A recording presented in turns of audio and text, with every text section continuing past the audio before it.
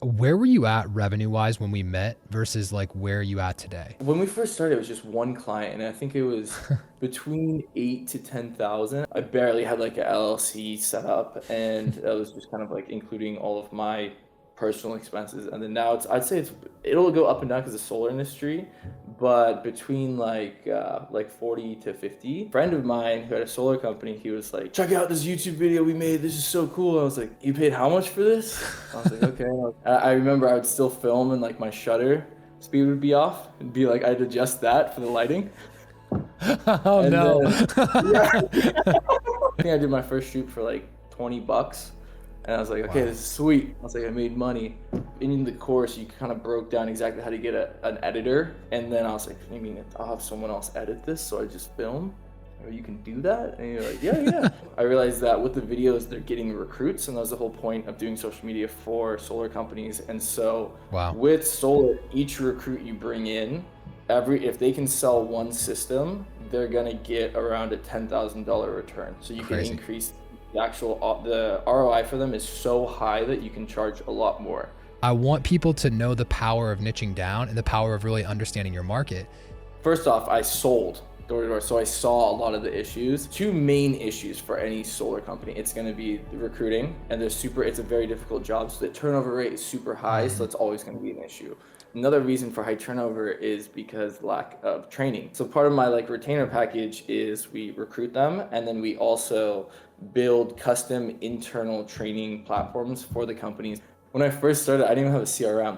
You showed me a CRM, and I was like, wait, you mean this you can set up so it automatically sends to someone? And I was like, man, this is a game changer. I didn't even know about it. What's up, guys? Welcome back to another episode of the Wealthy Creative Show. I've got my good friend and client Sam with me today. How you doing today, Sam? Good, man. How are you? I'm good, dude.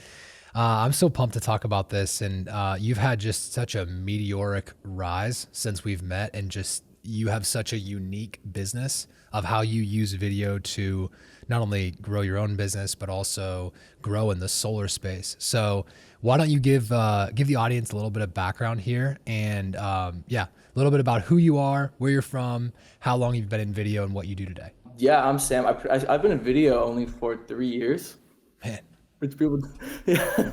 I picked it up. I used to travel a lot, and I used to always film on my iPhone, and then I would get back. I'd go on iMovie and just kind of put together like a little clip. And then eventually I got a camera. One day I was actually selling solar door to door, and I got a new car, and then I got a camera. Those are the two things I wanted. And I jokingly said, I was like, yeah, once I get a camera, I'm just not going to sell anymore. And I said that to the manager, and it actually ended up happening. I got a camera, and then I was like, kind of took it from there. I was like, well, I love this. I'm gonna do this, and I just kind of kept selling for a little bit, and then they saw me just less and less and less, and then eventually I took that, and I was like, well, with this, like with social media, there's like all the email marketing and everything else you can go into, and I kind of just saw it as like that's the gateway in order to get into that. But yeah, no, I was from Alaska, and then my parents were missionaries, so then we whoa, traveled. Yeah, so we started out, and I was born in Alaska, and then went down to like Washington, and then little island there. Do you know San Juan Islands? yeah, Yeah, so I was on no of it. Lopez for like 6 years. Yeah, so I was there, then Kansas City, and then New Zealand, and then back to Washington, down to California, kind of all around. Holy But cow, yes, dude. I know. So it was like you got kind of a system down to make friends in high school. And Yeah. so this is all during just school.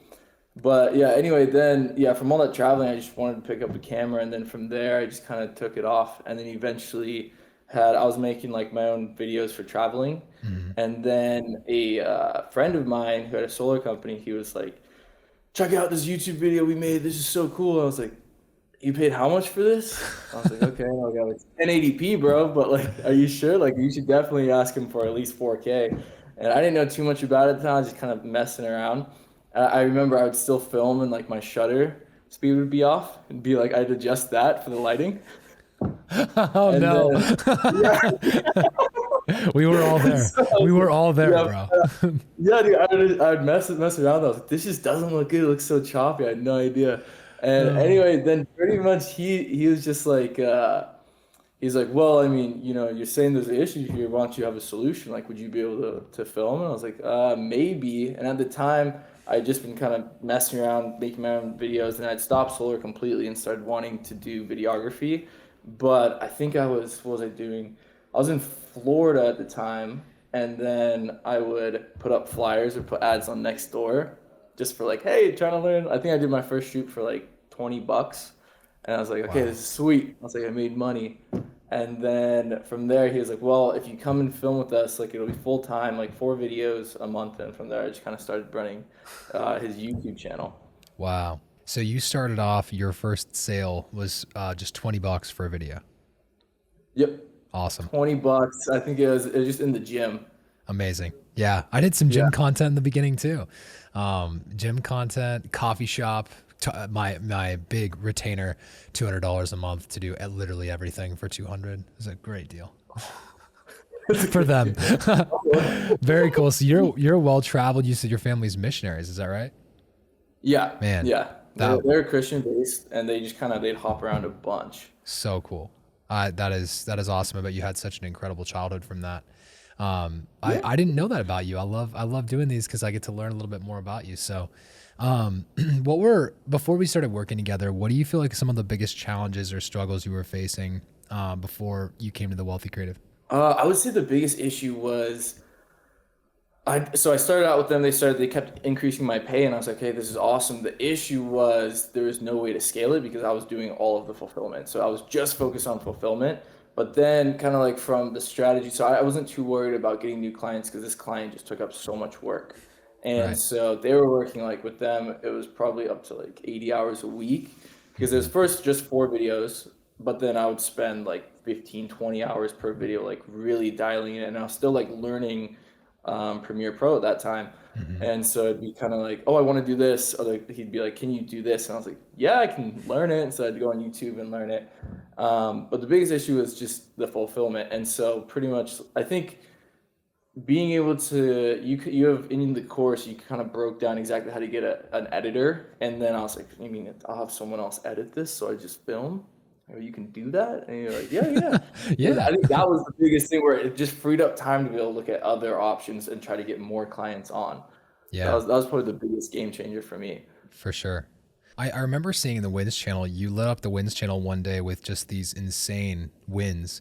Um, it was like one day and you're like, yeah, it was a good week or something like that. And it was an 8K and a 16K retainer or something like that. Like Yeah. boom, They're boom, still like going back to, on. Yeah, yeah, back to back. yeah. The way I did that is just because all I want to do is the thing with solar, and Yeah. the reason solar is not the most glamorous, right? It's kind of boring. It's like point and shoot. But the way that I looked at it is video is kind of instead of like you charge per video, I realized that with the videos they're getting recruits, and that was the whole point of doing social media for solar companies. And so Wow. with solar, each recruit you bring in, if they can sell one system, they're gonna get around a $10,000 return. So you can Crazy. increase the ROI for them is so high that you can charge a lot more.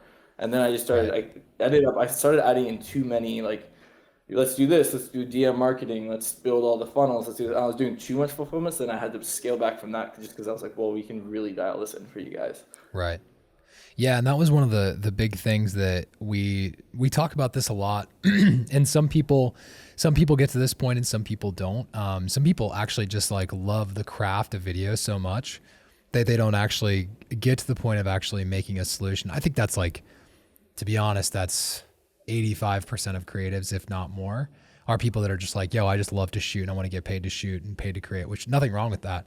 But the real money, the ability to actually build real wealth or like really get higher incomes inside this business lies within the quote boring work. And it lies in it, Fortunately, I wish it was the other way around, but that is right. the truth. It's smart. And I and know. everyone's like, I talk to so many people every day that are like, yeah, I gotta get my movie funded, or I'm working on this documentary, and I'm sitting there thinking about like, I bet the compensation for this is terrible. And yet I know someone that filmed, Exactly. Yeah. I know someone, and I was that someone filming boring videos. Like I remember filming, this is like the craziest one. One of the ones, I don't know what we got paid for this, but it was thousands of dollars. And I literally set up my camera and just I didn't even touch it. I just clicked like point and shoot, single camera. And this person was Wow. describing the different like, how would you say it? Like, valves on an anhydrous tank for like a cooperative. I couldn't Yeah, think of a no, more boring no, subject. Like it actually didn't even move. It's not like it was a cool manufacturing thing, you know, where it was like yeah, it didn't yeah, even move. But I'm just sitting there thinking, I'm like, but it was mainly editing, right? Because you're putting in all the details on the back end. But yeah, I'm like, nonetheless, like still super boring, yet incredibly useful, really important for the business, going to make them a lot of money, going to help them with training so that they don't have to go, you know, do the same training over and over and over again. So it's going to save yeah, them time, which I think you do quite a bit in like the solar side as well. yeah, yeah, So that I wanted to also just kind of interview you partially because I want people to know the power of niching down and the power of really understanding your market. You took the time, like you were getting paid, you know, decently to do what you were doing. But then where I think your income really took off from my understanding is you actually learned how to become a full solution for the industry as yeah, opposed to yeah. just like, hey, I'm going to get you a video.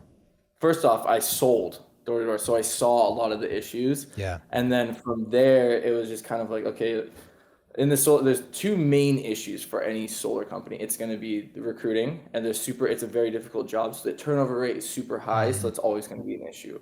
Right. And the second one is, well, it kind of weaves into that. Is another reason for high turnover is because lack of training. Because if someone's not gonna if they don't get a sale, because it's commission based, they're not gonna stay around. Hmm. And so I was like, well, so part of my like retainer package is we recruit them, and then we also build custom internal training platforms for the companies to then Wow. kind of just they recruit them and they're hands off. They learn, and then once they go through their training platform, then they go out there and sell. So it gives them a lot better shot at actually making Yeah. money out there. So it kind of does the twofer. You're on both sides of the equation. You're not just sales and Mhm. marketing, you're now into the operations, which I talk about a lot with like being sticky. The people that are going to scale really successful video agencies, you know, in 2025 and beyond, they have very sticky services. They're not just doing video, they're doing video plus something else. Yeah, Um, that was my goal with the first guy, is that I was worried because solar is very volatile. I yeah. was like, well, this works, but I still can be replaced by anyone just for making videos. So I was like, let me get in as deep as I can so I don't get fired. Yeah. Yeah, yeah. How do I become That was so the scary irreplaceable, right? That's good. So what Yeah. was some of the biggest like transformation that you saw in your business since joining with us at the Wealthy Creative? Probably freeing up time. So Hmm. like say like before I was always worried about the fulfillment, like fulfillment.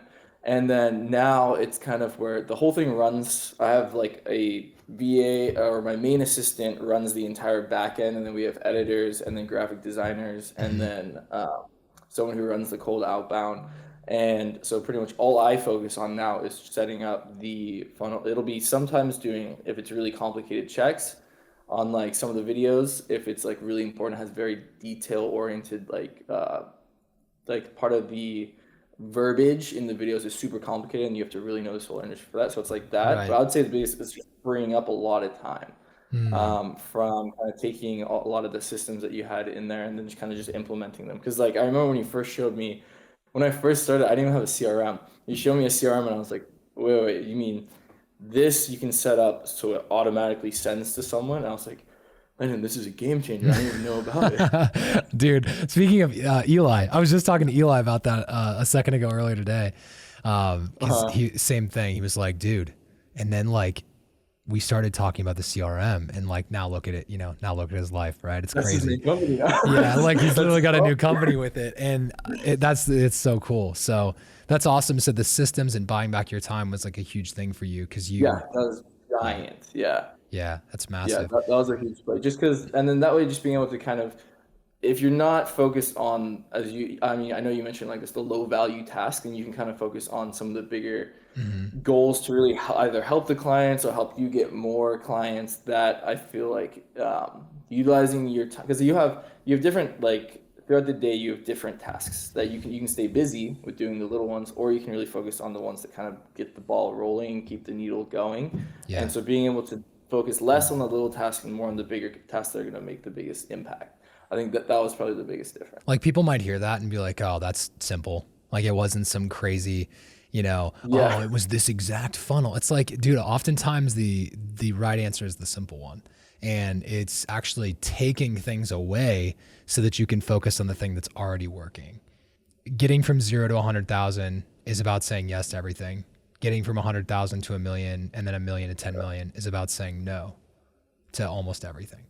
And there's a lot of truth to that. Like even today, I catch myself. It sounds simple, but well, dude, especially like if you're an entrepreneur and opportunity seems to find you because you're just like good at what you do and you've got excellence down in a certain area, you're known for producing a result, like you will have no shortage of opportunities. Stuff will come to you. Now the question is opportunity arbitrage. Are you, is you investing that time into that opportunity going to yield a better result than you just doing the thing that you already know to do? That's the big piece. That's the point where I'm at, is because you'll get a lot of opportunities. You're like, this sounds good hypothetically. Yeah. But do I want to, is it the risk to reward, is that worth leaving the basics? And so that's pretty much the point where I've been at, where I'm like, I don't know, man. So there'll be things like come up where one thing I was testing was doing like revenue sharing. Yeah. And then and I'm like, well, it could be good, but then it's also really high risk. So I'm like, yeah. But no, I agree. It's difficult. For sure. Yeah. You got to know. Saying no is hard. What's that? Saying no is hard. Yeah, it is. It is, especially when there's good, decent opportunities. And now it's a matter of like weighing, is this a good opportunity or a great opportunity or the opportunity? Dude, I would love to know, like, just give me like an understanding. We've been working together for a minute now. Where were you at revenue wise when we met versus like where are you at today? And I know that you've got big goals of where this thing is going, but like just like a timestamp of like, we started here and then where are you now? So it was, when we first started, it was just one client, and I think it was between 8 to 10,000, and then now like a month, and then on top of that, that was just like, I barely had like an LLC set up, and it was just kind of like including all of my personal expenses. And then now I'd say it'll go up and down because of the solar industry, but between like 40 to 50 that's what we're peaking at. Yeah. And then, but the issue is so up and down because the solar is very volatile. So Sure. You'll have a bunch of companies do super good, and then all of a sudden they go out of business. But yeah. Wow. That's crazy that it can be like that up and down. And that's why you're obviously questioning like, oh, should I do rev share? Should I not? They're going a different vertical. Yeah. That's the plan. Multiple verticals, just that way it's a little more even keel. Gotcha. But a lot of people, what they do is they don't get to 50K a month first before they look at a different vertical. They start off being like, how can I do everything for everyone in every possible way? And that leads to just a complete disaster. And like, you never get good at anything. Yeah. And so I think that was so cool how like you stayed super focused and dialed on one industry, one offer. And like, I'm just going to help these people however I need to do it. Is it launching an email campaign? Is it growing their YouTube channel? Is it getting more recruits? Is it doing sales videos, ops videos, whatever it needs to be? That's the attitude that and I'm sharing this kind of like as a, advice for people too, is like, that's the sort of attitude you have to have if you want to scale something, to have any moderate level of success. Is like one offer, one market, 1 million. Like you can just do that. Like I didn't even realize it until you mentioned that on our first ever onboarding call. You're like, okay, where do you want to go? You're like, well, I was like, well, I think I said outdoor e-commerce would be fun. I was like, yeah, let's talk about outdoor e-commerce. I was like, that'll be fun. And then I realized, and then on one of the calls, you're like, okay, well, you need to be able to find them really easy. And you start listing off all the characteristics you want for like a good niche. Yeah. And I was like, solar matches all of those. That'd be good. And you're like, so I'm already doing it. You're already halfway in. Yeah, no doubt. And you already had like some expertise in that area. Wow. So starting off at 8K and then peaking around 40 to 50K with some up and down months in between. Yeah. That is incredible, dude. What an awesome journey that's been, just to see that happen. And it's been cool. You've gotten like some cool opportunities. Did you film with some famous people recently too? Like walk me through some of the cool things you've been able to do since you scaled this thing. So that's really quick too, but really sorry to cut you off, Sam, but like, that's another thing that I want creatives to hear with this is like, it's not just the money. So like, going from 8K to, 40K a month, 50K a month, that's cool. And like, you'll feel some lifestyle changes, like things will start to be pretty cool. But one of the greatest things that happens when you start making that amount of money and you actually start putting in team to continue scaling to buy back your time is you get to take on like really cool projects that like not everybody would. Like you end up in rooms, that don't make any sense. And anybody who's a creative that's had any level of success, like they know that. But I want to hear some like fun stories from you. Like what were the rooms that you ended up in? You're like, I had no business being here, but this was dope. Oh, I got definitely the craziest one, which I know I told you before, but it was so my buddy, well, we weren't friends yet, but he pretty much messaged me. He's like, "Hey, can we do a video?" I was like, "Oh, well, yeah, sure, but this is also what I do." And he was a social media marketing agency, so pretty much at the start, this is a while ago. I was thinking, I was like, we can go deep vertically, but I also wanted to have a little more stability, so I went horizontally and went to other companies that I knew they needed a lot of content creation. So he needed a bunch of like ads film for like ads or website stuff, and turns out that he's the SMMA who runs all of the paid advertisement for Shark Tank, specifically in the e-commerce space. And Wild. so I was like, no way, man. And so I was like, we were talking I did a couple shoots with him here and there, and then he's like, hey, I was in San Diego. He's like, hey, can you get to Arizona tomorrow? And I was like, why? It was like 8 p.m. at night. And he's like, well, if you want, we need to film this segment with Kevin O'Leary, and it'll be Kevin O'Leary and the owner of Costco. And I was like, yeah, What? I'll be there. And I look and I was like, I got there, I drove through that, packed up all the, I didn't know what I would need because he doesn't give you any details. So I brought all the lights I had, just brought everything in the Everything. back of a truck and then just sent it to Arizona and arrived there, no sleep. And then he was flying in and I picked him up and then we set up and then I just went and filmed. And it was like, it was such high pressure because he's like, okay, he'll be filming for 10 minutes. I go, okay. He's like, so, and I was like, well, let me preset. We had two spots, one that was indoor, one that was outdoor. And so I had to preset all of my like settings on my camera Right. for each spot. And I had someone test it. And I was like, okay. But then I was like, but Kevin's skin tone is going to be slightly different. So let me leave that. And I Crazy. go outside and then set it there. And he came in, it was one take, done. And then I just sat there for like the next hour and a half, just listening to it was Bertello, Kevin O'Leary and the owner of Costco. They're doing like a retail deal, and I was Dude, sitting there just like, I'll be quiet. that is crazy. You're just like watching this play out right in front I of was you. watching this, and then he was like worried. He was like, he was talking. He's like, "Is my mic on?" I go, "No, no, no, no, promise." I was like, "Let me take it back." Kevin was saying that? Yeah, Kevin was like, he's like, "My mic's not on, right?" Because it was like a backdoor meeting. I was like, "No, no, no," and I was like, "I'll actually take it," and took it back. I was like, "Sorry, man." That's great. Yeah, no, Yeah. no ESPN hot mics anymore. No, no, Right. yeah. Oh, that's super No funny. reason to be I there. love it, dude. But yeah, no, it's been cool because like from that they really like the content. So then I now will film if they need.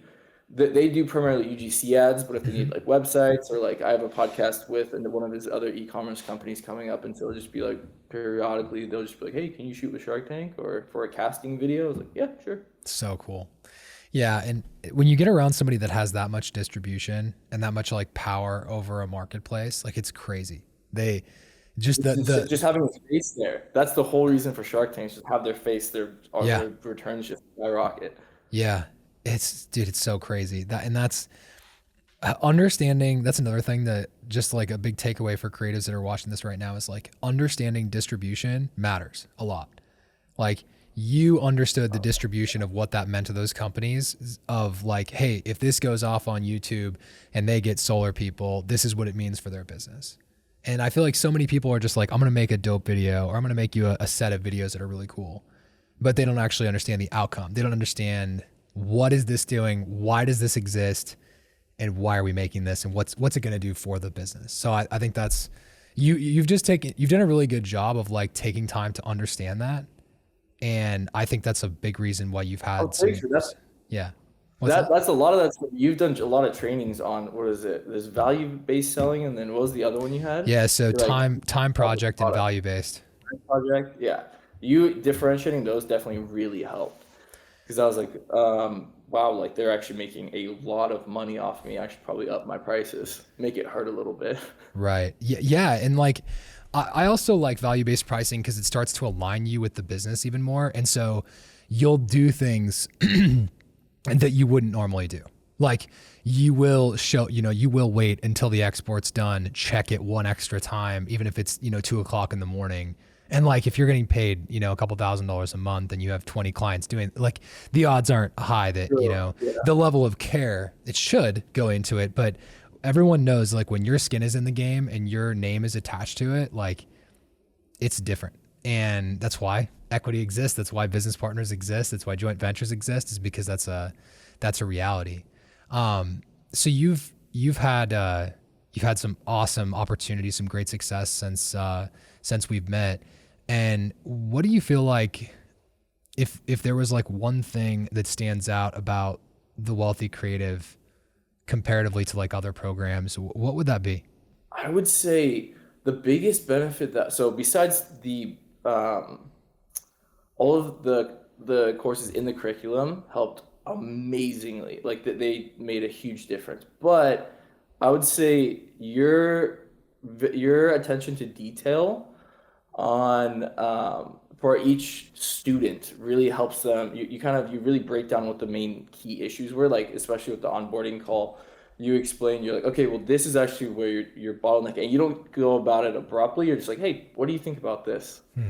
It's always question based. So that was a huge difference. And then the community, because like, I mean, like we were talking about Eli, Yeah. just in the community, there's people in every industry, and Eli was a big reason I joined, because I was like, this guy's doing like exactly what I'm doing, but he's doing it way bigger. So I Right. just wanted to meet, and then we ended up partnering on a lot of different stuff where he was doing a lot of the fulfillment for even some of the clients. I was like, dude, awesome. And I'm going down to meet him tomorrow. Dude. So I would say those are the two biggest changes that, yeah, you really broke down what the issues were that I faced, especially so early on. You're like, well, there's a lot here, man, but you didn't say it directly. And then the community, I'd say those are the two biggest factors. Super cool. Appreciate you sharing that. What advice would you have for someone that's, on the fence about joining the Wealthy Creative? At least hop on a call, that's pretty much it. Hopping on a call with you, I would say, because I was like on the fence at first, and then we hopped on a call, and the biggest thing I was worried about, because I had hopped on a couple other courses, Right. like calls to sell, and they're like, yeah, we do this and this, but it was kind of like a cookie cutter. And what I was looking for was someone who was really just going to take the time to kind of dive into what the issues were and coach, not necessarily just give me a cookie cutter solution. For So I was sure. like, just hop on a call. Yeah. That's good. That's good. So Any parting words of wisdom for the crew? focus on value-based selling and build out your systems. Very good. Well, dude, I appreciate you coming on today. This has been super great, and just congratulations on the success you've had so far. I know this is just the beginning. Probably be having this conversation again. Like, yeah, we're just just hitting a couple million a month. We're doing pretty good. Things are really growing. I have a feeling that's the Great. type of conversation we're going to be having in a few years. So, Yeah, a couple years, we got it. heck yeah, dude. Awesome, guys. That's going to wrap it up for this episode of The Wealthy Creative. And if you want to grow your business and you're like, I need some guidance, I need some help on getting specific eyes into my business so that we can go to the next level, or so that you can take your business to the next level rather, then what I want you to do, there's going to be a link below this where you can actually click and apply to work with us. We don't work with everybody. We're really clear about that. If if we worked with everybody, I think this would be a really interesting thing. But one of the things we're really proud of is the fact that, like, when you join a community like this, you do meet like your version of like Eli. You actually make like real friends that are doing real things and building really successful businesses. So we don't work with everybody. So you can click the link below to apply to see if you qualify. And maybe someday this can be me interviewing you on a call just like this. So and make sure you check out the rest of our YouTube content, subscribe, get more value, and I'll catch you on the next episode.